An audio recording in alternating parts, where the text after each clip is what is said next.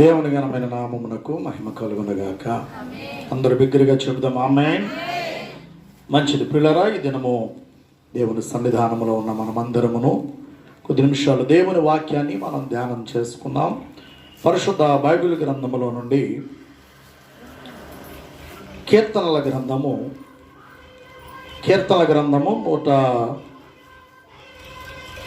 118వ కీర్తన 6వ వాక్యాన్ని మనము ధ్యాన వాక్యంగా చదువుకుందాం. కీర్తనల గ్రంథము 118వ కీర్తన 6వ వాక్యాన్ని ధ్యాన వాక్యంగా మనం చదువుకుందామండి. చదవండి. యెహోవా నా పక్షమున ఉన్నాడు, నేను భయపడను. నరులు నాకేమి చేయగలరు? యెహోవా నా పక్షమున వహించి నాకు సహకారి అయి ఉన్నాడు. నా శత్రువుల విషయమై ఆయన నా కోరిక నెరవేరుట చూచెదను. చాలు, చిన్న ప్రార్థన చేసుకుందామండి.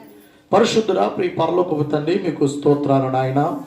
ఈ ఉదయకాలపు వేళ ప్రభువాని సన్నిధానంలోనికి మమ్మల్ని అందరినీ మీరు క్షేమంగా తీసుకుని వచ్చి ఇంతవరకు పాటలతో, వాయిద్యములతో, కరతాల ధ్వనులతో, స్వరపేటికలతో ప్రభా మీరు మాకు ఇచ్చిన ఆయా తలాంతుల ద్వారా మీ నామాన్ని స్తుతించి గణపరిచే భాగ్యం ఇచ్చినందుకే నీకు స్తోత్రాలు. ప్రత్యేకంగా నాని సమయంలో నీ నామములో ప్రభా మేము చదువుకున్నటువంటి ఈ వాక్యాన్ని ప్రభా మీరు మా అందరి వెనుకడిలో మీరు దీనిని దీవించండి, ఆశీర్వదించండి. ఇటు వాక్యాన్ని మీరు మా కొరకు విరిచి వడ్డించి ఈ వాక్యము చేత మమ్మల్ని అందరినీ మీరు బలపరచి ముందుకు నడిపించమని నీకే మహిమ ఆరోపిస్తూ నిలువబడిన నన్ను మీ సిలువ చాటును మరుగుపరచండి. ఈ స్థలములో కేవలం నీ పాత్రగా, నీ పనిముట్టుగా, నీ సాధనముగా, నీ ఆయుధముగా నన్ను వాడుకొని మీ నామమునికి మహిమ తెచ్చుకొనమని యేసు పరిశుద్ధ నామమును స్తుతించి అడిగి వేడుకొనుచున్నాము తండ్రి, ఆమేన్. ప్రభునందు ప్రియులారా, మనం చదివినటువంటి లేఖన భాగము కీర్తన గ్రంథము 118వ కీర్తన 5-6 వాక్యాలను మనం చదివాం. ఈ చదవబడినటువంటి లేఖన భాగములో ఉన్నటువంటి విషయాన్ని మనం గమనిస్తూ ఉన్నప్పుడు ఈ కీర్తనకారుడు ప్రియులారా ఈ భాగములో చాలా వ్యత్యాసాన్ని లేక చాలా ప్రత్యేకమైనటువంటి విషయాన్ని ఈ కీర్తనకారుడు మనకు జ్ఞాపకం చేస్తూ ఉన్నారు. సహజంగా కీర్తనలు అనగానే మనకు ఏమని జ్ఞాపకం వస్తుందంటే అవేదో పాటలని, అలానే కీర్తనలు అనగా దేవుని సన్నిధిలో భక్తులు చేసిన ప్రార్థనలని, ప్రేమ దేవుని సన్నిధిలో వారు చేసినటువంటి ప్రార్థనలు, విజ్ఞాపనలని మనకు ఈ యొక్క కీర్తనల భాగం అనగానే ఆ విషయాలు జ్ఞాపకం వస్తాయి. కానీ ఇక్కడ ఈ కీర్తనకారుడు ఏ విషయాన్ని మనకు తెలియపరుస్తూ ఉన్నాడు అంటే కీర్తనలు అనగా కేవలం పాటలు మాత్రమే కాదు, కేవలం ప్రార్థన మాత్రమే కాదు, కేవలం దేవుని సన్నిధిలో విజ్ఞాపన చేయడం మాత్రమే కాదు, దేవుని గూర్చిన ఒక ప్రత్యేకమైన విషయాన్ని ఏమని మనకు జ్ఞాపకం చేస్తూ ఉన్నాడు అంటే ఆ దేవుడు అనగా యెహోవా దేవుడు ఆయన నా పక్షమందున్నాడు గనుక నేను భయపడను. దేవునికి స్తోత్రం కలుగునుగాక. చూడండి పిల్లరా, ఈ యొక్క ఉదయకాలపు వేళ ఈ మాటను మనం ధ్యానిస్తూ ఉన్నప్పుడు ఈ కీర్తనకారుడు మన జ్ఞాపకం చేస్తున్న మాటలో దేవుడు నా పక్షమున ఉన్నాడు గనుక నేను భయపడను. నిజమే, ఈ మాట వినడానికి చాలా సంతోషాన్ని, సంతృప్తిని మనకు కలగజేస్తుంది, చాలా ధైర్యాన్ని కూడా మనకు చేకూరుస్తుంది. నిజమే, దేవుడు ఎవరి పక్షమునైతే ఉంటాడో వారు ధైర్యంగానే ఉంటారు. దేవుడు ఎవరితోనైతే ఉంటారో వారు ధైర్యముగానే ముందుకు వెళ్ళగలుగుతారు. నా ప్రభునందు ప్రియమైన వారలారా, ఈ రోజున ఈ మాటను మనం ధ్యానిస్తూ ఉన్నప్పుడు మరి కీర్తనకారుడు అన్నట్లుగా దేవుడు అందరి పక్షాన ఉంటాడా లేక కొందరి పక్షానే ఉంటాడా? మీకు ఒక ప్రశ్న చెప్పండి. అందరి పక్షాన ఉంటాడా లేక కొందరి పక్షానే ఉంటాడా? అమ్మా, అందరి పక్షాన ఉంటాడా? అయ్యా మీరేమంటారు? అందరి పక్షాన ఉంటాడా? నేనంటాను అందరి పక్షాన ఆయన ఉండడు.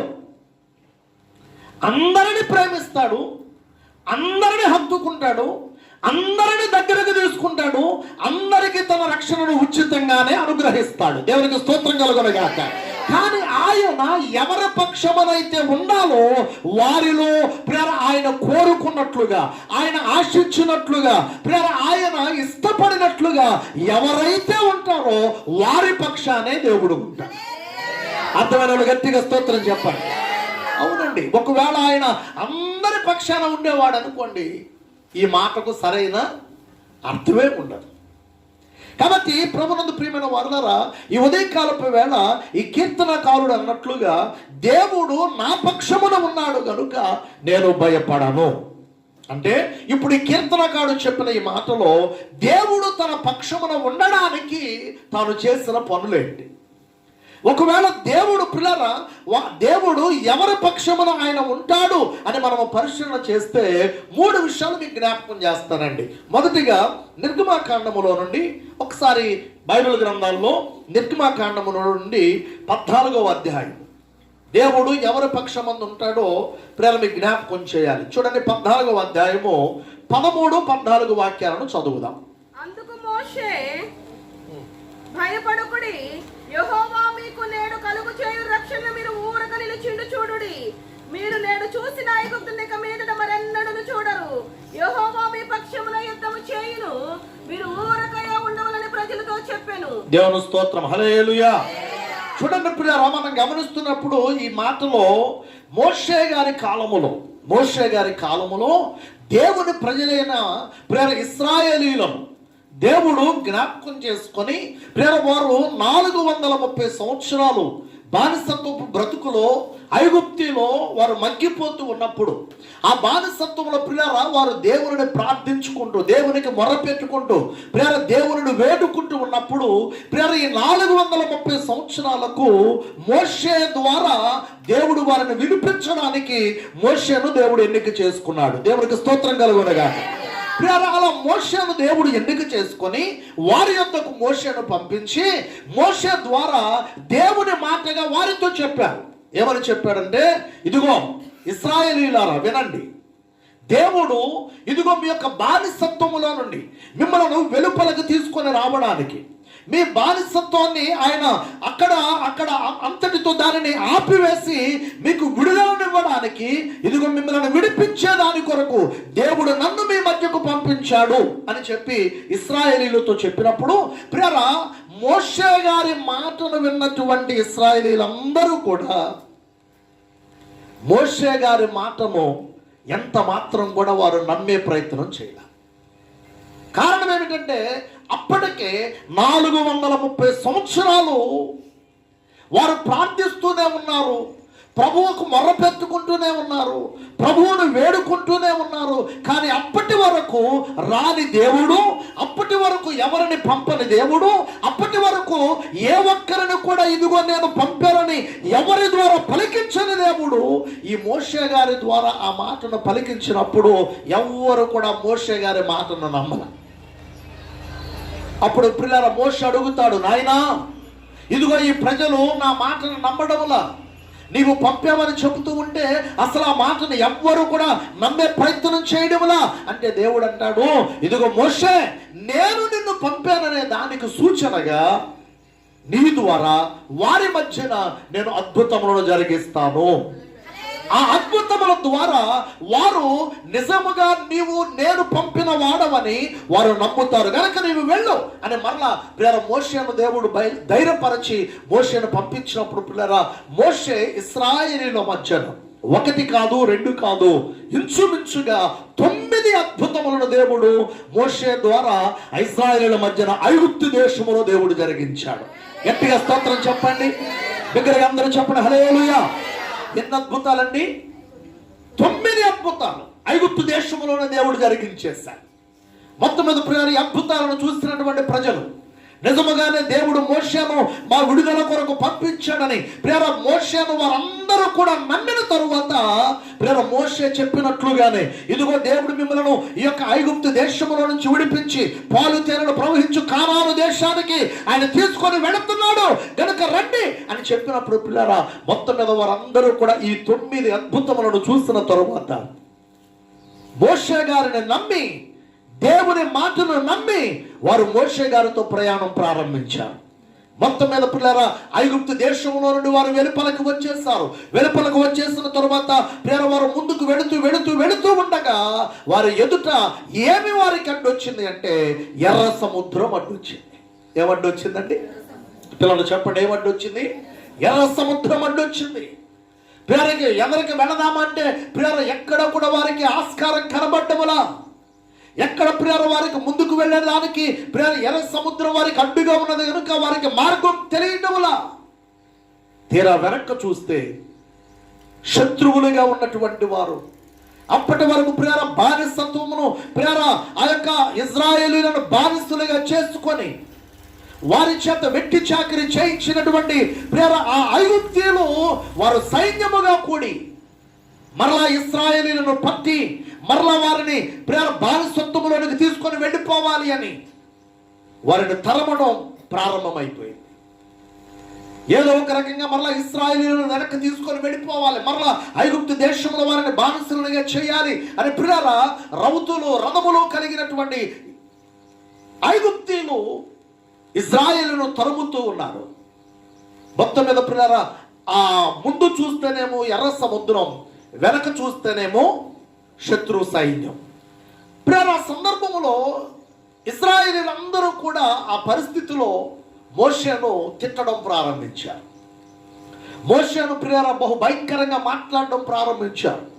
మోషేతో ఏమంటా ఉన్నారంటే వారు, ఒకసారి మీరు పై వచనాలను చూడండి, వారు అంటున్న మాటలు ఎలా మనకు కనబడతాయో ఒకసారి మీరు 11వ వాక్యం నుంచి చదవండి. అంతటా వారు మోషేతో చూడండి, వారు మోషేతో అంటున్న మాట, ఐగుప్తులో సమాధులు లేవని ఈ అరణ్యములో చచ్చుటకు మమ్మను రప్పించితివా, మమ్మను ఐగుప్తులో నుండి బయటకు రప్పించి మమ్మను ఇలా నీవు ఎందుకు చేశావు? మా జోలికి రావద్దు, ఐగుప్తులకు మేము దాసులమగుదమని ఐగుప్తులో మేము నీతో చెప్పిన మాట ఇదే కదా. మేము ఈ అరణ్యమందు చచ్చుట కంటే ఐగుప్తులకు దాసులుగా ఉండుటయే మేలని చెప్పుచూ వచ్చింది. అంటే చూడండి పిల్లరా, మోషే గారి మీద ఎంత వారు ప్రేర పట్టరాని మాటలు మాట్లాడుతూ ఉన్నారు, ఎంతగా మోషేను పిల్లల వారు దూషిస్తూ ఉన్నారు, ఎంతగా మోషేను వారు తిడుతూ ఉన్నారు. మీరు జాగ్రత్తగా మాటలు గమనిస్తే వారు అంటున్న మాట, ఇదిగో మోషే, మేము మీకు ముందుగానే చెప్పాం, మేము ఐగుప్తీయులకు బానిసలుగా ఉండడమే మాకు మేలు, మా జోలికి నువ్వు రావద్దు, మేము ఇక్కడ నుండి బయటకు రాము అని చెప్తే నువ్వు మమ్మల్ని ఇక్కడికి తీసుకొచ్చి ఎదుగు ఐగుప్తిలో మాకు సమాధులకు స్థలం లేదన్నట్లుగా ఈ అరణ్యములో మమ్మల్ని చంపడానికి నీవు మమ్మల్ని తీసుకొని వచ్చినవా అని మోషేను ప్రియర బహు భయంకరంగా వారు మాట్లాడుతూ ఉన్నప్పుడు మోషే వారితో అంటున్న మాట చూడండి. ఇప్పుడు వచ్చిన చదవండి 13వ వాక్యాన్ని. అందుకు మోషే, భయపడకండి, యెహోవా మీకు నేడు కలుగచేయు రక్షణను మీరు ఊరకనే నిలుచుని చూడండి. మీరు నేడు చూచిన ఐగుప్తీయులను ఇక మీదట మరి ఎన్నడూ చూడరు. యెహోవా మీ పక్షమున యుద్ధము చేయును. గట్టిగా స్తోత్రం చెప్పండి అందరూ. నిజంగా పిల్లలు ఈ మాట మోషే గారు చెబుతున్నారంటే మోషే గారికి దేవుని పట్ల ఎంత ఆయనకు విశ్వాసం ఉందో, ఎంత ప్రగాఢమైన నమ్మకం ఉందో చూడండి. ప్రజలందరూ ఒక పక్కన దూషిస్తూ ఉంటే, ప్రజలందరూ ఒక ప్రక్కన అవమానకరంగా మాట్లాడుతూ ఉంటే, ప్రజలందరూ కూడా ప్రేర ఏలెత్తి చూపుతూ ఉంటే మోషే ఎంత ధైర్యంగా దేవుని పక్షాన నిలవబడి, ఎంత ధైర్యంగా ప్రేర దేవుని యొక్క మాటగా ఇశ్రాయేలీయులకు మోషే తెలియచేస్తా ఉన్నాడు చూడండి. ఇదిగో ఇశ్రాయేలీయులారా, మీరు భయపడకండి, మీరు ఏమి చేయకుండానే, మీరు ఊరకిన నిలిచి చూస్తూ ఉండగానే ఇదిగో దేవుడు రక్షణ కార్యమును ఆయన జరిగించబోతూ ఉన్నాడు. మీ పక్షమున యుద్ధమును ఆయన జరిగించబోతూ ఉన్నాడు. దేవునికి స్తోత్రం కలుగునుగాక. హల్లెలూయా. చూడండి పిల్లరా, ఈ మాట ఇశ్రాయేలీయులకు మోషే చెప్పినప్పుడు ఇశ్రాయేలీయులందరూ కూడా అలా మోషే వైపు తేరు చూస్తూ ఉన్నారట. ముందేమో ఎర్ర సముద్రం, చెప్పండి, వెనకేమో శత్రు సైన్యం. పెద్దలు అంటారు కదా, ముందు నుయ్యి వెనక గొయ్యి అన్నట్లు ముందుకు వెళ్ళలేని పరిస్థితి, వెనక్కి వెళ్ళలేని పరిస్థితి. ఇటువంటి సందర్భంలో మోషే అంటాడు, ఇదిగో దేవుడే రక్షణ కార్యమును జరిగిస్తాడు, దేవుడే మీ పక్షంలో యుద్ధం చేస్తాడు అని ప్రియర మోషే గారు చెప్పిన మాటను బట్టి ఇశ్రాయేలీలందరూ కూడా మోషే వైపు తేరు చూస్తూ ఉండగా మోషే దేవుని సన్నిధిలో ప్రార్థించడం ప్రారంభించాడు. దేవా, ఇదిగో నీ ప్రజలను నీవు తీసుకుని రమ్మన్నావు, ఇక్కడ వరకు నేను తీసుకుని వచ్చాను. ఇదిగో ముందు చూస్తేనేమో ఎర్ర సముద్రం అడ్డుగా ఉంది, వెనక చూస్తేనేమో శత్రువులు తరుముతూ ఉన్నారు, ఇదిగో ప్రజలు చూస్తే ఇలా మాట్లాడుతూ ఉన్నారు. గనుక ఇదిగో నీవిచ్చిన మాట చొప్పున నీ ప్రజల పక్షాన నీవు కార్యాన్ని జరిగించాలి. దేవునికి స్తోత్రం కలుగునుగాక. ఎప్పుడైతే ప్రియులారా ఈ మాట ఎత్తి దేవుని సన్నిధిలో మోషే ప్రార్థిస్తూ ఉన్నాడో వెంటనే మోషేతో దేవుడు అంటాడు, ఇదిగో మోషే, నీ చేతిలో ఏముంది? నా చేతిలో ఏముందయ్యా? ఈ కర్ర తప్ప. ఏం తప్ప? చెప్పండి, ఏముంది? కర్ర. కర్ర నా చేతిలో ఉన్నదయ్యా.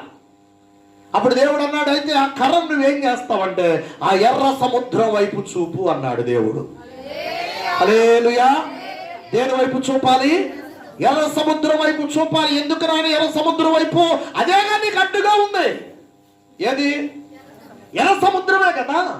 ఆ సముద్రం వైపు ఆ కర్రను చూపు. సరేనయ్యా, చూపుతా. మొత్తం మీద మోషే తన కర్రను తీసుకున్నాడు. ప్రేర కర్రను ఎర్ర సముద్రం వైపు చూపాడు. చూపగానే జరిగిన ఒక గొప్ప అద్భుతం ఏంటో తెలుసా?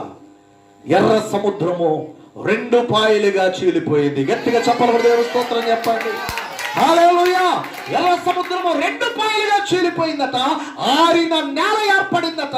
ఆ వెనువెంటనే ప్రియులారా ఆ యొక్క ఇశ్రాయేలీలందరూ కూడా ఆ ఆరిన నేల మీద వారు నడుచుకుంటూ దేవునిని స్తుతిస్తూ వారు పాటలు పాడుచు దేవుడు చేసినట్టు గొప్ప కార్యమును బట్టి ప్రియులారా వారు ఆవలి ఒడ్డుకు చేరుకునేటప్పటికీ శత్రువులుగా ఉన్నటువంటి ఐగుప్తీయులు అనుకున్నారట, నిజంగా దేవుడు వీరి పక్షాన ఉన్నాడు, నిజంగా దేవుడు ఎర్ర సముద్రాన్ని 2 పాయలుగా చేసేస్తాడు, ఇదిగో వారు ఆరిన నేల మీద నడిచి వెళుతూ ఉన్నారు, వారిని బట్టి మనం కూడా వారితో వెళ్ళిపోదాం, ఎలాగైనా వారిని మరలా పట్టుకు తీసుకొని రావడమే.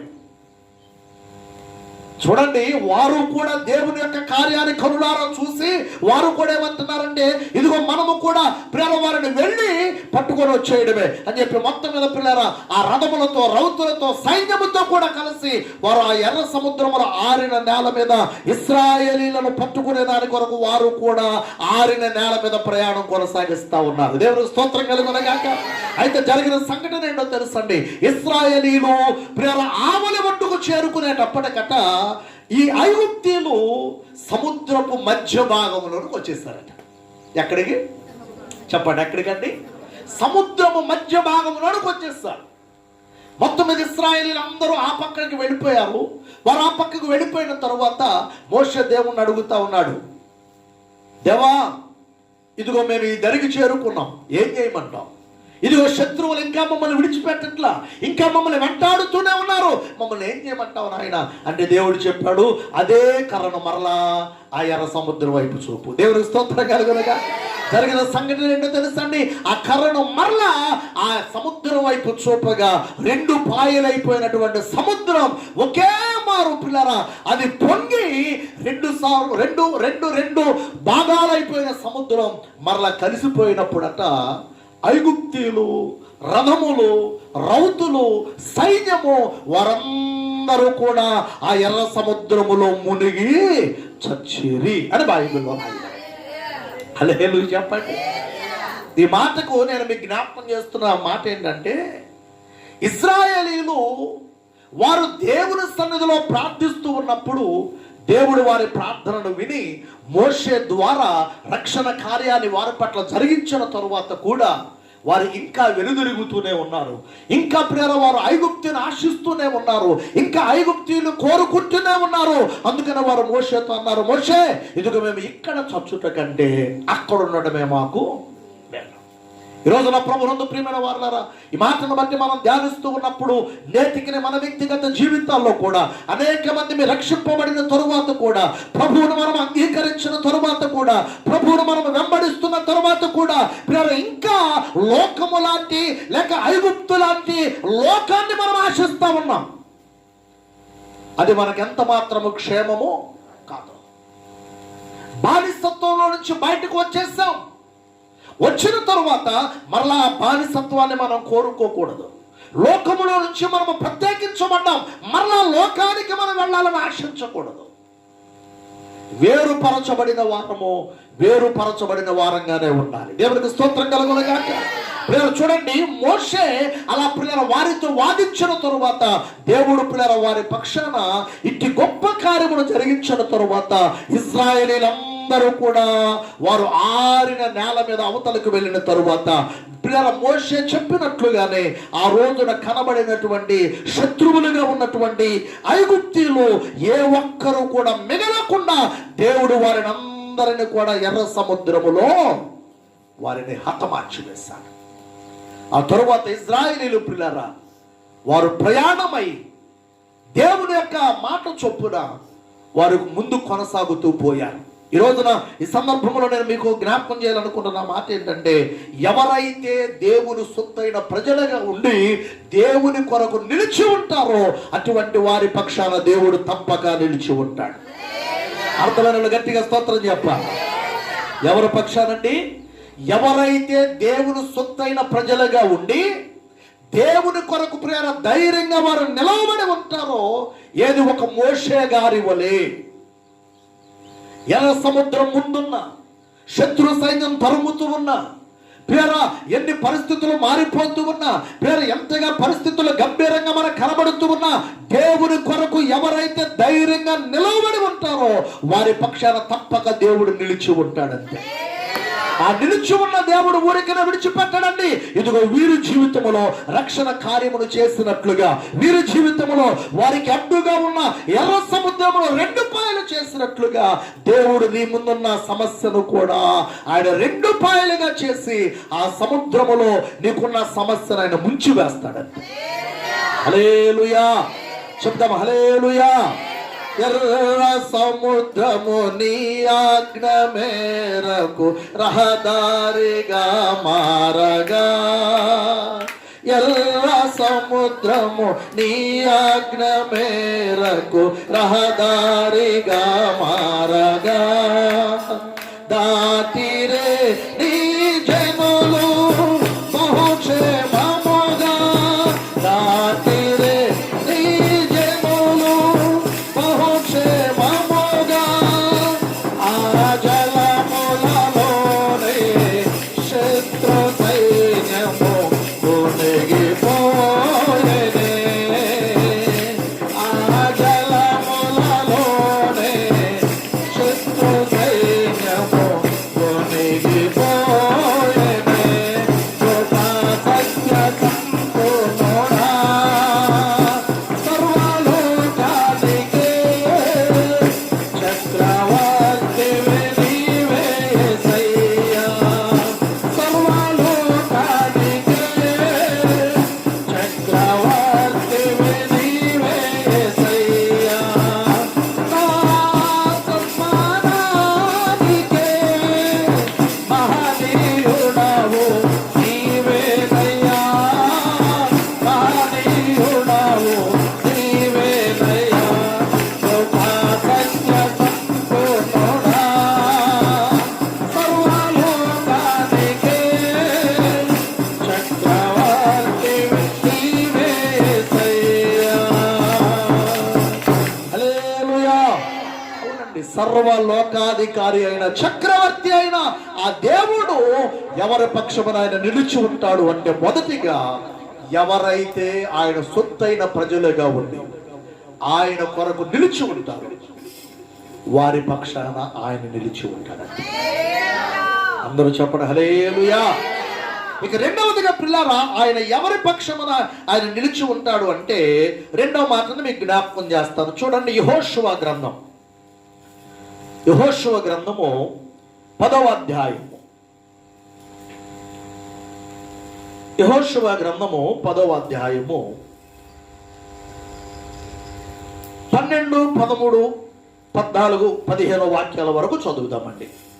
యెహోవా ఇశ్రాయేలీయుల ఎదుట యెహోవా ఇశ్రాయేలీయుల ఎదుట అమోరీయులను అప్పగించిన దినమున అమోరీయులను అప్పగించిన దినమున ఇశ్రాయేలీయులు ఇశ్రాయేలీయులు వినుచుండగా వినుచుండగా యెహోషువ యెహోవాకు ప్రార్థన యెహోవాకు ఇలాగున ప్రార్థన చేశాను, సూర్యుడా సూర్యుడా నీవు గిబియోనులో నిలువుము, చంద్రుడా నీవు అయ్యాలోను లోయలో నిలువుము, జనులు తమ శత్రువుల మీద పగ తీర్చుకున్న వరకు సూర్యుడు నిలిచెను, చంద్రుడు ఆగెను అను మాట యాషారు గ్రంథములో రాయబడి ఉన్నది కదా. సూర్యుడు ఆకాశ మధ్యమున నిలిచి ఇంచుమించు ఒక నాడెల్లా అస్తమింప త్వరపడలేదు. యెహోవా ఒక నరుని మనవి వినిన ఆ దినము వంటి దినము దానికి ముందే గాని దానికి తరువాతనే గాని ఉండలేదు. నాడు యెహోవా ఇశ్రాయేలుల పక్షముగా యుద్ధము చేశాను. అప్పుడు యెహోషువయు అతనితో కూడా ఉన్న ఇశ్రాయేలీలందరూ గిల్గాలులోనున్న పాలెములోనికి తిరిగి వచ్చేది. గట్టిగా స్తోత్రం చెప్పండి. ఇక్కడ రెండవ సందర్భాన్ని మీకు జ్ఞాపకం చేస్తా ఉన్నాను. యెహోషువ కాలం. ఇందాకటే ఎవరి కాలం అని చెప్పాను? మోషే గారి కాలం. ఇప్పుడు ఇది యెహోషువ గారి కాలం. మోషే గారు ఇశ్రాయేలీలను నడిపించినటువంటి నాయకుడిలో ప్రథమ స్థానములో ఉంటే, మోషే గారి తరువాత రెండవ స్థానములో యెహోషువ గారు నిలవబడ్డాడు. అంటే ఇక్కడ మనం మరొక మాటగా కూడా చెప్పొచ్చు, మోషే గారేమో గురువు గారు, యెహోషువ ఏమో శిష్యుడు అని చెప్పొచ్చు. గురువు గారి కాలములో అనగా మోషే గారి కాలములో ఎర్ర సముద్రమును రెండు పాయలుగా దేవుడు చేస్తే, తన శిష్యుడైనటువంటి యెహోషువ గారి కాలములో యోర్దాను నది పారుతూ ఉన్న నదిని దేవుడు వెనకకు మళ్ళేటట్లుగా చేశాడు. గట్టిగా చెప్పండి హల్లెలూయా. ఇలా తన శిష్యుడిగా పిలువబడినటువంటి యెహోషువ గారి కాలములో కూడా దేవుడు అనేకమైన అద్భుతాలను జరిగించిన ఆ కాలములో నాయకత్వంలో కొనసాగుతున్న సమయంలో కొంతమంది శత్రువులు, కొంతమంది రాజులు ఇశ్రాయేలీల మీదకి దండెత్తి వస్తున్నారని, ఇశ్రాయేలీల మీద పిల్లల వారు యుద్ధం చేయడానికి ప్రకటించారని, పిల్లల వారు రాబోతున్నారన్నటువంటి మాట యెహోషువ గారికి వినబడింది. వెంటనే యెహోషువ గారు తాను అలానే తనతో కూడినటువంటి సైన్యాన్ని తాను సిద్ధపరుచుకొని వారిని ఎదుర్కొనడానికి పిల్లల వారు కాలు నడకన ప్రయాణమయ్యారట. మొత్తం మీద కాలు నడకన ప్రయాణమై ఆ రాత్రంతా కూడా వారు ప్రయాణం చేసిన పిదప తెల్లవారింది. మొత్తం మీద వారు వీరు ఎదురు పడ్డారు. యుద్ధం ప్రారంభమైంది. యుద్ధం జరుగుతూ ఉంది. పిల్లల యుద్ధం హోరాహోరిన జరుగుతూ ఉంటే పిల్లల ఉదయకాలమే మొదలైన యుద్ధం సాయంకాలమైనప్పటికీ ఇంకా యుద్ధం ఆగలేదు. మీరు తరువాత ఆ 10వ అధ్యాయానికి ముందున్నటువంటి అధ్యాయము 9వ అధ్యాయము 10వ అధ్యాయం మొత్తం మీరు తర్వాత చదువుకోనండి తీరిగ్గా. ఉదయకాలం మొదలైనటువంటి యుద్ధం సాయంత్రమైనా ఇంకా యుద్ధం ఆగనే లేదు. అప్పటికే అనేక మంది ఇంకా పోరాడుతూ ఉన్నారు. శత్రువులతో మీరు పోరాడుతున్నటువంటి ఆ సందర్భంలో సాయంకాలం కావస్తూ ఉంటే యెహోషువ దేవుని సన్నిధిలో ప్రార్థన చేయడం ప్రారంభించాడు. ఏమని ప్రార్థన చేస్తాడో తెలుసా? దేవా, మేము ఏమి అనకుండానే, మేము యుద్ధాన్ని ప్రకటించకుండానే, మేము ఏమి మాట్లాడకుండా ఉంటే శత్రువులుగా ఉన్నటువంటి వీరు అందరూ కలిసి, ఇంచుమించుగా అక్కడ 5గురు రాజులు అందరూ కలిసి మా మీదకి యుద్ధానికి వచ్చారు కనుక ఇప్పుడు నువ్వు చేయవలసిన కార్యం ఏంటంటే శత్రువులందరినీ కూడా పగ తీర్చుకునేటంత వరకు. ఎవరిని చెప్పండి? ఎవరిని? శత్రువులందరి మీద పగ తీర్చుకునేటంత వరకు, శత్రువులందరిని కూడా హతమార్చేటంత వరకు, శత్రువులందరిని కూడా మట్టి పెట్టేటంత వరకు నువ్వు ఏం చేయాలి అంటే, ఇదిగో సాయంత్రం అయిపోతుంది కనుక, సూర్యుడు అస్తమించబోయే సమయం ఆసన్నమైపోయింది కనుక ఇప్పుడు సూర్యుడు ఆయన నిలిచిపోవాలి. దేవునికి స్తోత్రం కలుగునగాక. చంద్రుడు ఆయన కూడా నిలిచిపోవాలి. ఎందుకంటే సాయంత్రం అయింది అనుకోండి, సూర్యుడు అస్తమించే సమయానికి చంద్రుడు కూడా ఏం చేస్తాడు? ఆయన పైకి వచ్చేస్తాడు. చూడండి, సాయంత్రం 5-6 అయ్యేటప్పటికి చంద్రుడు కూడా ఒక పక్కన మనకు కనబడుతూనే ఉంటాడు. కనుక ఇప్పుడు యెహోషువ ప్రార్థన ఏంటంటే, శత్రువులుగా వారు వచ్చి మా మీద దండెత్తొచ్చారు కనుక వారందరిని మట్టి పెట్టేటంత వరకు, వారందరి మీద పగ తీర్చుకునేటంత వరకు సూర్యుడు నిలవబడిపోవాలి, చంద్రుడు కూడా నిలవబడిపోవాలి అని దేవుని సన్నిధిలోనట యెహోషువ ప్రార్థన చేస్తే దేవుడు యెహోషువ ప్రార్థన గ్రాంట్ చేశాడటండి. దేవుని స్తోత్రం కలుగునుగాక.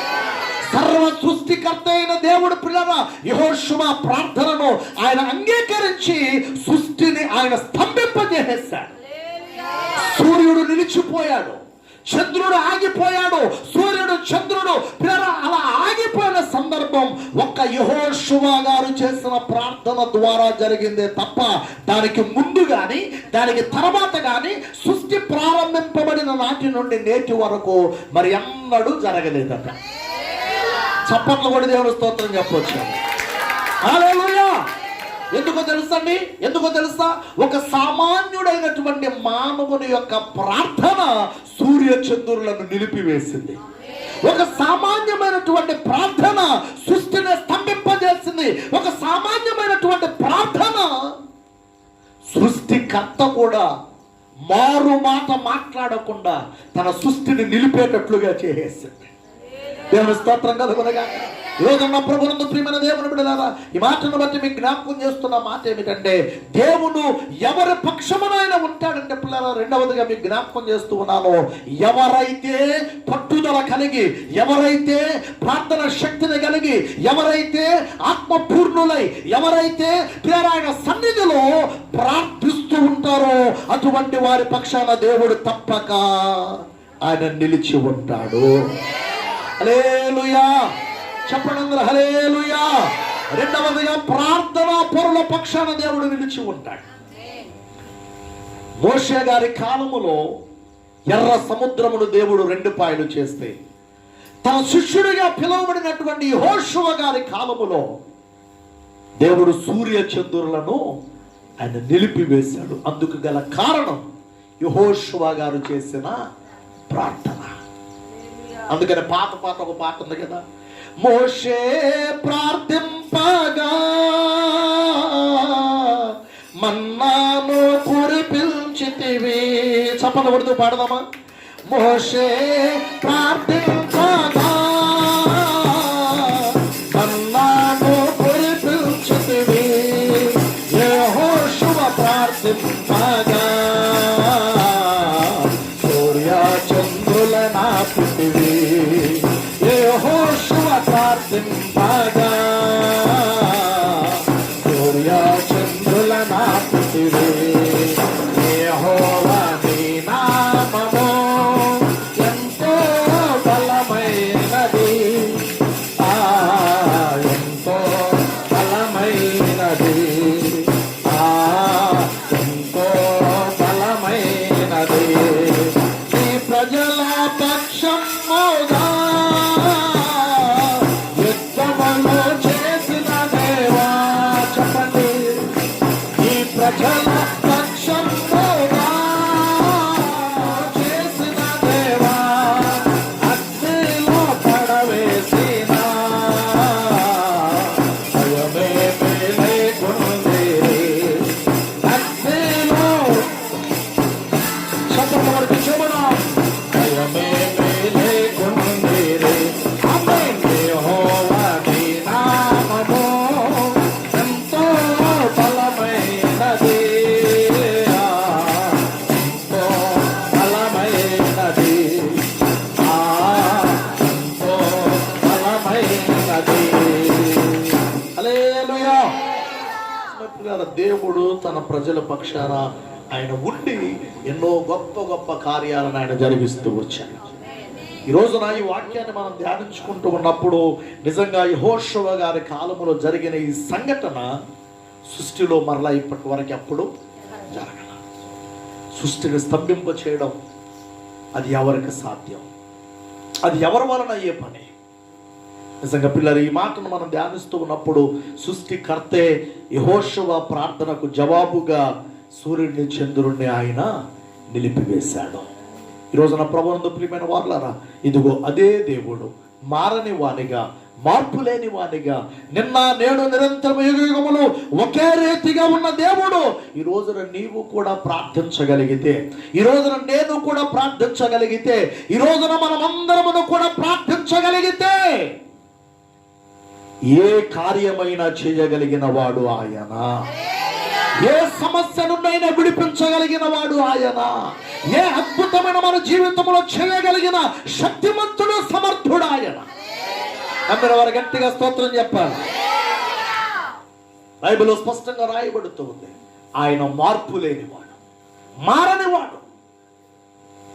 హెబ్రీయులకు రాసిన పత్రికల అపోస్తలుడైన పౌలు గారు ఆ విషయాన్ని జ్ఞాపకం చేస్తూ 13వ అధ్యాయములో 6-7 వాక్యాలు లేక 7-8 వాక్యాలు అక్కడ కనబడుతున్న మాట, అవును యేసుక్రీస్తు నిన్న నేడు ఒకటే రీతిగా ఉన్నాడు. అవును యుగయుగములకు ఆయన ఒకటే రీతిగా ఉన్నాడు. దేవునికి స్తోత్రం కలుగునుగా. అందరికి దొరికిందా మాట? చూడండి, హెబ్రీయులకు రాసిన పత్రిక 13వ అధ్యాయము 8వ వాక్యం చదవండి త్వరగా, అందరూ కలిసి చదవాలి. యేసుక్రీస్తు నిన్న నేడు ఒకటే రీతిగా ఉన్నాడు. అవును యుగయుగములకును ఆయన ఒకటే రీతిగా ఉన్నాడు. దేవునికి స్తోత్రం చెప్పండి. కాబట్టి పిల్లరా, అప్పుడు ఉన్న దేవుడు ఇప్పుడు కూడా ఉన్నాడు. అప్పుడు కార్యాన్ని చేసిన దేవుడే ఇప్పుడు కూడా కార్యాన్ని చేయగలిగిన వాడే. అప్పుడు అద్భుతములు చేసిన వాడు ఇప్పుడు కూడా అద్భుతములు చేయగలిగిన వాడే. అయితే ఒక విషయాన్ని గ్రహించాల్సిన విషయం ఏంటంటే, అద్భుతం అనేది పదే పదే చేయవసరంలా, పదే పదే జరగనవసరంలా. ఈరోజున చాలా మంది వాదన ఏంటంటే, దేవుడు అప్పుడు చేశాడు అంటున్నారుగా, ఇప్పుడు చేయమనండి. ఏంటది? ఇప్పుడు చేయమనండి చూద్దాం. ఇప్పుడు ఇప్పుడు ఇప్పుడు ఇప్పుడు కాలు లేనివాడు కాలేమనని చూద్దాం. ఇప్పుడు చచ్చిపోయిన వాళ్ళు బతికించమని చూద్దాం. వింటలేదా మీరు ఈ వాదనలు? ఎప్పుడు ఎదురవ్వలేదు మీకు? మొన్న బుధవారం ఒక ఆయన వచ్చాడుగా, ఆయన ఏమన్నాడు, ఇదిగో నా చెయ్యి ఇంతకంటే ఎక్కువ లేగట్లా, ఈ పక్కంతా నొప్పి వచ్చేస్తాను నేను పడిపోతే. చెయ్యంట ఎందుకంటే ఎక్కువ లేవట్లేదట, ఆయన పడిపోయాడట. ఈ పక్కంతా నొప్పి వచ్చేస్తుందట. ఆయన వచ్చి అంటాడు డైరెక్ట్గా, నువ్వేమైనా చేస్తావా? బాబు నేనేం చేయను, నాకు తెలుసు నీ వల్ల కాదు. సార్ నేనన్నా, బాబు నా వల్ల కాదు, ప్రార్థన చేద్దాం, దేవుడు కార్యం చేస్తాడన్న. ఆహా దేవుడు కాదు, నువ్వేమైనా చేస్తావో చెప్పు. 2-3 సార్లు అలా అన్నిచ్చి మరలా 3వసారి కూడా అన్నా దేవుడు చేస్తాడే, ప్రార్థన చేద్దాం అన్నా. అంటే మరలా అంటాడు, లేదు దేవుడు కాదు, నేను ఇంతమందిని చూశాను, నువ్వేమన్నా చేస్తావా? నేనెవరు నన్ను చేయడానికి? చేసేది ఆయన. దేవుడు స్తోత్రం కలుగునుగా. నేను నిమిత్త మాత్రుడిని, నేను మానవుడిని, కానీ కార్యం చేసేవాడు ఆయన. నాకు ఇచ్చిన అధికారం ఏంటంటే, నాకు ఇచ్చిన కృప ఏంటంటే, ఆయన నామములు అనగా యేసు నామములో దేని కొరకైతే నేను ప్రార్థిస్తానో ఆ కార్యాన్ని ఆయన చేస్తాడు. ప్రార్థించడం మన పని, కార్యం చేయడం ఆయన పని. సో ఆ మాట తనతో మాట్లాడుతున్నప్పుడు సరే మొత్తం మీద 3-4 సార్లు అలా అన్న తర్వాత, నువ్వేమైనా చేస్తావు అంటే నేను అన్నాను, నేనేమి చేయలే కానీ ప్రార్థన చేస్తా, కళ్ళు మూసుకున్నా. మొత్తం మీద కళ్ళు మూసుకొని నిలబడ్డాడు. అప్పటికే ఫుల్ అయిపోయి ఉన్నాడు. సరే మొత్తం మీద యేసు నామములో తన తల మీద అలా చేయించి ప్రార్థన చేస్తా ఉంటే ఇట్లా ఊగిపోతూ 2 చేతులు బిగించేస్తున్నాడు. ఏం చేయడానికి? పడిపోవడానికి కాదు, వాళ్ళు ఉన్న దురాత్మది. మీరు ఆమెరని గారు పారిపోయారు. ఆఖరిలో నాతో పాటు 2-3 ఉన్నారు ఇక్కడ. ఒకవేళ గనక ఆ రోజున నేను గనక ప్రార్థన కాస్త ఎక్కువ చేసి కొనసాగించుంటే యేసు నామములో మనకి ఇక్కడ తెల్లారిపోయేది. నిజమండి, 2 చేతులు బిగించేసాడు గట్టిగా. 2 చేతులు బిగించేసి ఇక ఊగిపోతున్నాడు ఇట్లా మీదకి. నాకు అర్థమైపోయింది ఇది సామాన్యమైంది కాదురా అని. వెంటనే యేసు నామములో ఆమె అని చెప్పి, ఏంటన్నా ఇట్టా నా ఇంక చూసి అంటాడు, నీ వల్ల కాదులే అన్నాడు. నేనన్నా, నా వల్ల కాకపోయినా నా తండ్రి వల్ల అవుతుంది. దేవుని స్తోత్రం కలుగుతుంది. కార్యం చేసేది ఆయన. ఆ తర్వాత అలా మాట్లాడుతూ ఆ తర్వాత అంటాడు, సరే నువ్వు ప్రార్థన చేయి, నేను గనక నా చెయ్యి గనక ఇక్కడి నుంచి అట్లా పైకి లేచింది అనుకో, గుడి డెవలప్మెంట్ అంతా నేనే చేస్తాను. చేద్దాం మరి, ఇంకేం చేసేది, అటువంటి వాళ్ళు ప్రభువు పట్టుకోవాలంతే. సో ఈ రోజు నా ఎందుకు ఈ విషయాన్ని జ్ఞాపకం చేస్తానంటే, పిల్లరా ప్రభువు గొప్పవాడు. ఆయన ఏదైనా చేయగలిగిన శక్తిమంతుడు, సమర్థుడు. అయితే అద్భుతం అనేది మనం కోరుకున్న ప్రతిసారి చేస్తే ఆయనకి విలువ ఎక్కడ ఉంటుంది? అద్భుతం అనేది ఒక్కసారి జరుగుతుంది. జరిగిన అద్భుతాన్ని గనక మనం నమ్మి ప్రార్థించగలిగితే అటువంటి అద్భుతం కాకపోయినా మరోలాంటి అద్భుతాన్ని, అటువంటి కార్యాన్ని కాకపోయినా మరోలాంటి కార్యాన్ని, మనకున్న సమస్య నుంచి మనల్ని ఆయన విడిపించే ప్రయత్నం చేస్తాడు. అందరికి ఒకే రకమైన సమస్య ఉండదు. ఎవరికుండే సమస్య వారికి ఉంటుంది. గనుక ప్రియులారా, ఆ సమస్యలన్నిటిని పరిష్కరించగలిగిన వాడే ఈ రోజున మనము ధ్యానిస్తున్నటువంటి మన ప్రభు అయిన యేసయ్య. ఆయన నమ్ముదాం, ఆయన సంపూర్ణంగా ప్రియులారా విశ్వసిద్దాం, ఆయన సన్నిధిలో ప్రార్థిద్దాం. అదిగో మోషే కాలములో కార్యాన్ని చేశాడు వారి పక్షా నుండి, యెహోషువ కాలములో కార్యాన్ని చేస్తాడు వారి పక్షా నుండి. మరి వారి పక్షా నుండి కార్యాన్ని చేస్తున్న దేవుడు మన పక్షా నుండి ఆయన కార్యాన్ని చేయడా? చేస్తాడు. వారి పక్షాన కార్యాన్ని జరగడానికి గల కారణం ఏంటంటే వారు ఆయన కోరుకున్నట్లుగా జీవించారు, ఆయన కోరుకున్నట్లుగా బ్రతికారు, ఆయన ఆశించినట్లుగా ప్రార్థించారు. గనుకనే కార్యం వారి జీవితంలో జరిగింది. మరి ఈ రోజున మన జీవితాల్లో ఎందుకు జరగడం లేదో ఇందును బట్టి మనకు అర్థం కావడంలా. కాబట్టి ప్రభునందు పిల్లరా, మనం కూడా ప్రభు సన్నిధిలో ఆయన కార్యం చేయగలిగిన వాడిని నమ్ముచున్న మనం తప్పక ఆయన సన్నిధిలో వాక్యానుకూలంగా మనము మారిపోదము గాక. మూడో మాట చెప్పి ముగించేస్తాను. చూడండి, ఇంకా ఆయన ఎవరికి ఆయన తోడుగా ఉంటాడు, లేక ఎవరి పక్షమున ఆయన ఉంటాడు అంటే కీర్తన గ్రంథము 14వ కీర్తన 5వ వాక్యాన్ని చదువుదామండి. కీర్తన గ్రంథము 14వ కీర్తన 5వ వాక్యం. ఎందుకనగా దేవుడు నీతిమంతుల సంతానము పక్షమున ఉన్నాడు, బాధపడు వారి ఆలోచనను మీరు తృణీకరిస్తారు. అయినను యెహోవా వారికి ఆశ్రయమై ఉన్నాడు. గట్టిగా స్తోత్రం చెప్పండి. చూడండి ప్రియులారా, మూడవదిగా దేవుడు ఎవరి పక్షమున ఉంటాడు అంటే నీతిమంతుల సంతానముల పక్షమున దేవుడు ఉంటాడండి. ఈ రోజున చాలా మంది ఈ సీక్రెట్ ను అర్థం చేసుకోవడం. ఎందుకు సీక్రెట్ అన్నానో మీకు చెప్తాను. చూడండి, చాలా మంది వారు ఏమంటున్నారంటే, అయ్యా మేము ఇంత నీతిగా ఉంటున్నామండి, ఇంత పరిశుద్ధంగా ఉంటున్నామండి, ఇంత పవిత్రంగా ఉంటున్నామండి, ఇంత భక్తిగా ఉంటున్నామండి, కానీ ఏంటో అయినా ఇంకా కార్యాలు జరగడములా, అనుకున్న కార్యాలు ఏంటో ఆలస్యం అయిపోతున్నాయి, ఏంటో మా జీవితాల్లో దేవుడు కార్యాన్ని చేస్తాడని ఎంత ఎదురు చూసినా మా ఎదురు చూపులుగానే మిగిలిపోతున్నాయి, ఏంటో అర్థం కావడం లేదయ్య గారు అనేవాళ్ళు చాలా మంది ఉన్నారు. నేను అంటాను, ఈ రోజున నీవంటున్న మాటలో పొరపాటు లేదు, కానీ నిజముగా నీవు భక్తిగానే ఉంటే, నిజముగా నీవు నీతిగానే ఉంటే, నిజముగా నీవు పవిత్రంగా పరిశుద్ధంగా నీవు జీవిస్తూ ఉన్నట్లయితే ఒక మాట చెప్పనా, ఆ జీవితాన్ని బట్టి దేవుడు తప్పక ఆయన కార్యాన్ని నీ జీవితంలో జరిగిస్తాడు. హల్లెలూయా. ఎందుకంటే నీవే ఒప్పుకుంటున్నావుగా, నేను నీతిగా ఉంటున్నానండి, భక్తిగా ఉంటున్నానండి, పరిశుద్ధంగా ఉంటున్నానండి, పవిత్రంగా ఉంటున్నానండి అని నువ్వు ఒప్పుకుంటున్నావు కదా.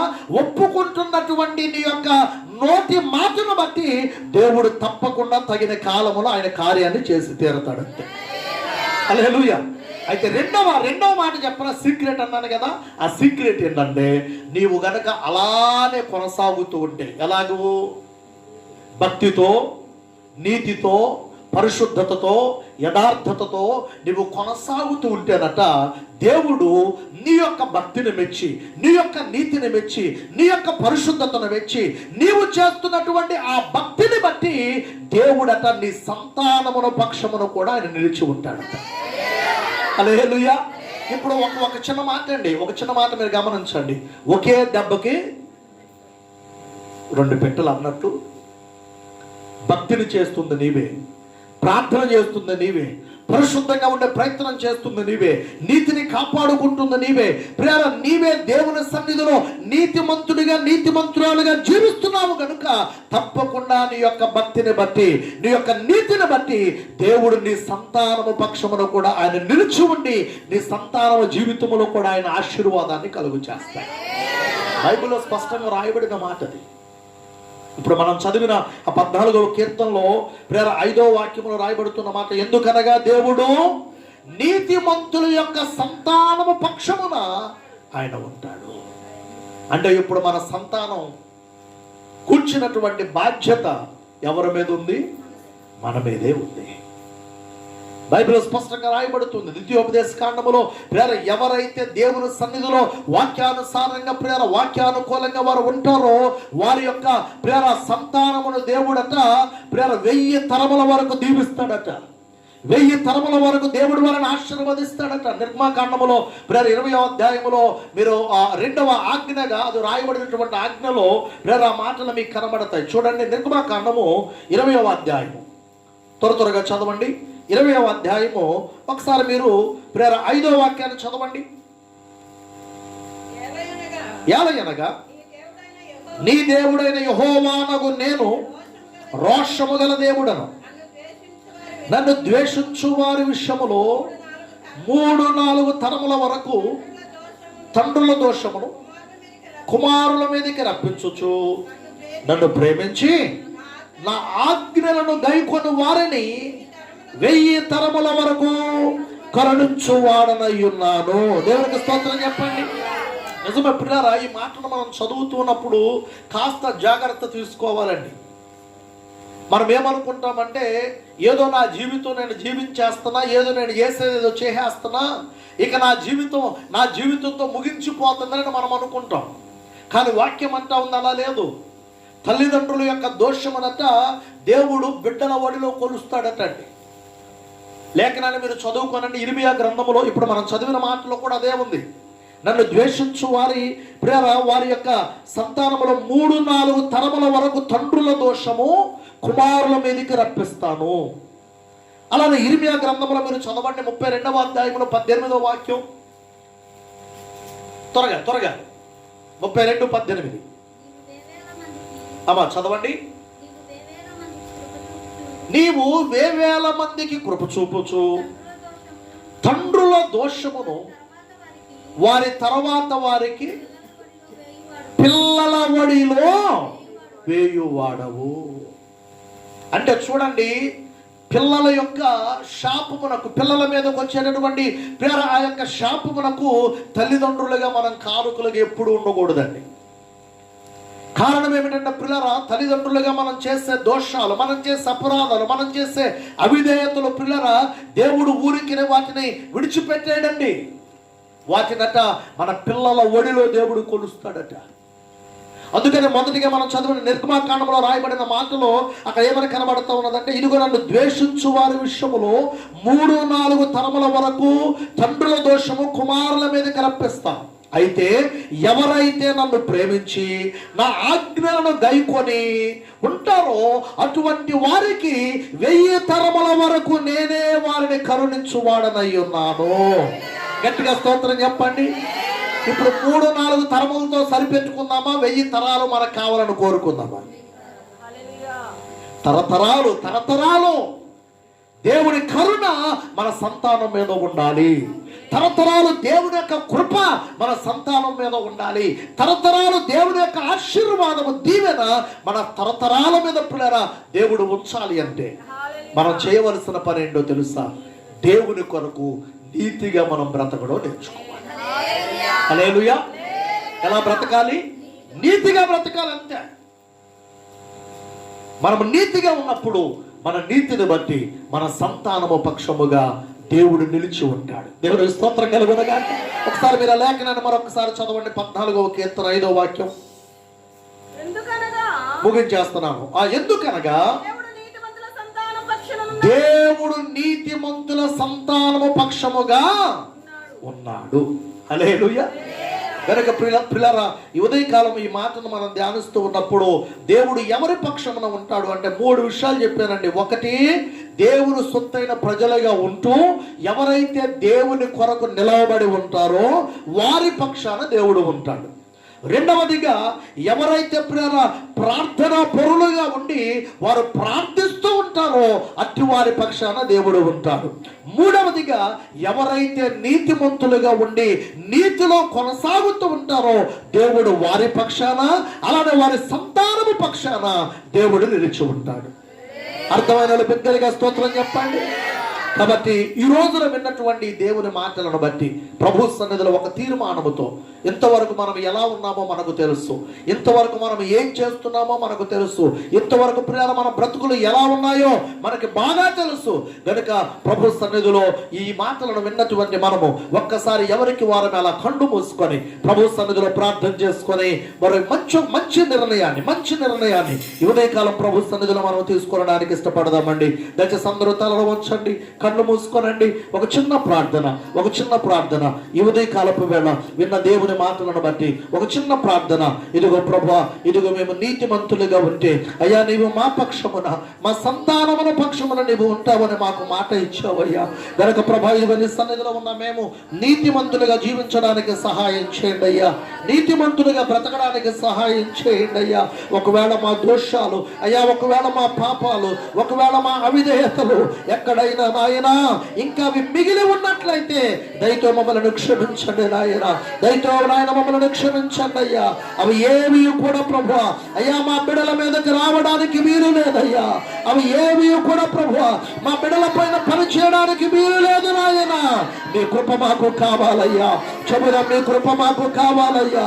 మా సంతానం పక్షమున మీరు ఉండాలయ్యా, మా పక్షమున మీరు ఉండాలయ్యా. దయచేసి మాకు సహాయం చేయండి నాయన. ఈ దినము మొదలుకొని ప్రభువా నీ సన్నిధిలో ప్రభువా నీతిమంతులుగా మేము బ్రతకగలుగుటకు మాకు సహాయం చేయండి అయ్యా. ఇదిగో ప్రార్థన పరులుగా మేము జీవించడానికి మాకు సహాయం చేయండి అయ్యా. ఇదిగో నాయన నీ పక్షమున నాయన మేము నిలిచి ఉండడానికి మాకు సహాయం చేయండి అయ్యా. చెబుదాం అందరూ నోరు తెరచి ప్రభు సన్నిధిలో ప్రార్థన చేద్దామండి, ప్రభు సన్నిధిలో ప్రార్థన చేద్దాం పిల్లరా. ఇదిగో మనము ముగింపులకు వచ్చేస్తూ ఉన్నాం కనుక ఇంకా ఎవరు నిర్లక్ష్యంగా ఉండక, ఇంకా ఎవరు మీ మనసులో అటు ఇటు పోనివ్వక ఈ ఉదయకాలపు వేళ విన్న మాటలను బట్టి ఒక్క నిమిషంలో తెరచి ఒక తీర్మానం ప్రభు సన్నిధిలో మనం చేద్దాం. హల్లెలూయా హల్లెలూయా హల్లెలూయా హల్లెలూయా. ఇంకా ఎవరు మౌనముగా ఉండక నోరు తెరచి ప్రభుతో ఒక మాట చెబుదామండి. ప్రభువా, ఇదిగో నీ పక్షమున నేను నిలిచి ఉంటానయ్యా, నా పక్షమందు కూడా నీవు నిలిచి ఉండాలి నాయన. ఇదిగో నీ సన్నిధిలో నేను ప్రార్థించడానికి ఇష్టపడుతూ ఉన్నానయ్యా. అంటే ప్రార్థనాత్మతో నన్ను నింపండి అయ్యా. ఇదిగో నీతిమంతులుగా నేను బ్రతకాలని కోరుకుంటున్నానయ్యా. అంటే నీతితో నేను జీవించడానికి సహాయం చేయండి అయ్యా. అడుగుదామండి. ప్రభుని అడుగుదాం. ఇదిగో ఈ మధ్యాహ్నపు వేళ పిల్లరా ఆయన సన్నిధిలో ఉన్న మన పక్షమున ఆయన ఉండడానికి ఇష్టపడుతూ ఉండగా ఒక్క నిమిషంలో తెరచిన ఆయన ఇదిగో నీవు నా పక్షమందు ఉండాలి, ఇదిగో నీవు నా సంతానమ పక్షమందు ఉండాలి అయ్యా, నీవు మాకు కావాలి నాయన. అడుగుదామండి. హల్లెలూయా హల్లెలూయా హల్లెలూయా హల్లెలూయా హల్లెలూయా హల్లెలూయా హల్లెలూయా. స్తోత్రం. ఈ మధ్యాహ్నపు వేళ పిల్లల విన్న వర్తమానమును ఇంకా ఎవ్వరు కూడా పిల్లల అలానే దానిని విని వదిలివేయక విన్న వర్తమానం ప్రకారంగా జీవితాలను సరి చేసుకుంటూ ప్రభువుకు జీవితాలను మనం సమర్పించుకోగలిగితే ఇదిగో మోషే కాలములో తన ప్రజలైన వారి పక్షమున ఉన్న దేవుడు, యెహోషువ కాలములో తన ప్రజలైన వారి పక్షమున ఉన్న దేవుడు, ఇదిగో పిల్లలు నీతిమంతుల యొక్క సంతానముల పక్షమున ఉంటారని మాట ఇచ్చిన దేవుడు ఆయన మన పక్షమున కూడా ఉండడానికి సిద్ధంగా ఉన్నారు. హల్లెలూయా. స్తోత్రం. హల్లెలూయా హల్లెలూయా హల్లెలూయా హల్లెలూయా. ప్రభువా, మా దోషములను సంపూర్ణంగా తొలగించి వేయండి నాయనా. మా లోపములను మీరు సరిచేయండి, మా అవిధేయతలను దయతో మీరు క్షమించండి యేసయ్యా. మీ కృపను అనుగ్రహించండి నాయన. ఈ దోషములేవి మా బిడ్డల మీదకు రావడానికి వీలు లేదయ్యా, మా సంతానం మీదకు రావడానికి వీలు లేదయ్యా. చెబుదాం. హల్లెలూయా హల్లెలూయా హల్లెలూయా హల్లెలూయా. ఇదిగో నాయన ఈ క్షణము నుండి ఆ దోషములన్నీ కూడా నాయన ఇంకా మాకు తెలుసో తెలియకో ప్రభా చేసిన పొరపాటులన్నీ కూడా నీ రక్తముతో కొట్టివేయబడును గాక. ప్రభువా, కనకరించండి. నీ కొరకు నీతిగా బ్రతకడానికి సహాయం చేయండి యేసయ్యా. చెబుదాము హల్లెలూయా హల్లెలూయా హల్లెలూయా హల్లెలూయా.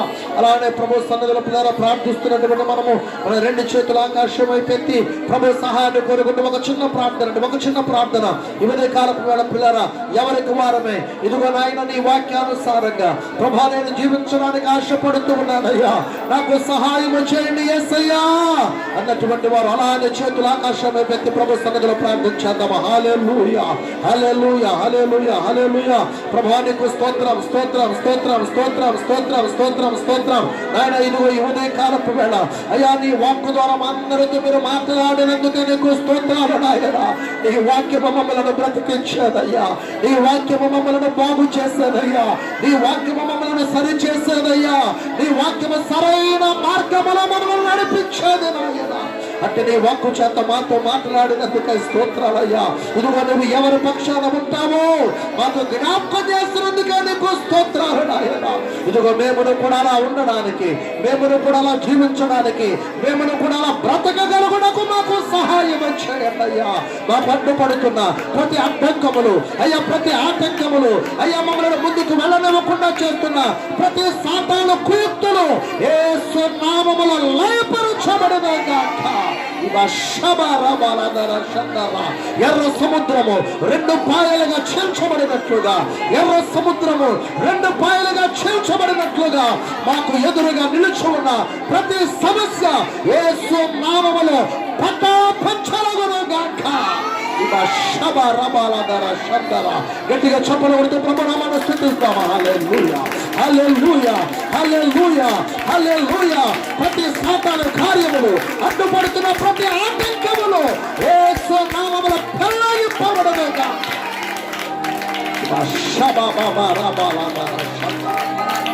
ఎర్ర సముద్రము వలె మమ్మల్ని ముందుకు వెళ్ళనివ్వకుండా అయ్యా మమ్మల్ని ఆటంకపరుస్తూ ఉన్నా అది ఏదైనా యేసు నామములో మా మార్గములో నుండి అది తొలగింపబడునుగాక, తొలగింపబడునుగాక, తొలగింపబడునుగాక. అది వ్యక్తి అయినా శక్తి అయినా మరి ఏదైనా యేసు నామములో కుక్కట వేళతో అది తొలగింపబడునుగాక. కార్యమును జరిగించండి నాయన, మార్గములను సరళపరచండి నాయన. నీ కొరకు నడుము కట్టుకొని నీ కొరకు మేము నిలిచి ఉండే నాయన నీ సన్నిధిలో ముందుకు కొనసాగడానికి సహాయం చేయండి. పరిశుద్ధాత్ముడా నీవు మాకు సహాయకుడవు నాయన.